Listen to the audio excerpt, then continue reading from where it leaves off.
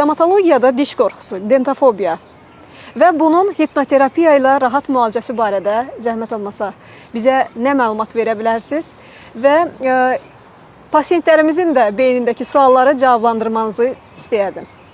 Diş fobiyası bildiyimiz kimi əksər insanlarda mənfi təcrübələrə əsaslanmış və cəmiyyətdə yayılan miflər əsasında yaranır. Hamı elə bilir ki, diş həkiminə gələrkən ağrılı bir əməliyyat keçirəcək və yaxud da ki, cərrahi bir müdaxilə olacaq. İlk öncə də bu fobiyanı aradan qaldırmaq üçün xəstələrimizdə güvənlik və təhlükəsizlik bir şərait yaradırıq. Özlərini güvəndə hiss eləmələrini çalışırıq.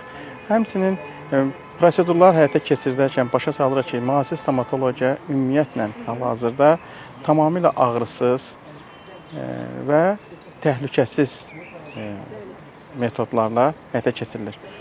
Həmçinin prosedur zamanı nəfəs rahatlama texnikalarından istifadə edərək, Egzersizlər. Bəli. Vizualizasiya tətbiq edərək, hipnoterapiyanın üstünlüklərindən istifadə edərək xəstələrimizdə fobiyaları, dentofobiyanı götürməyə çalışırıq.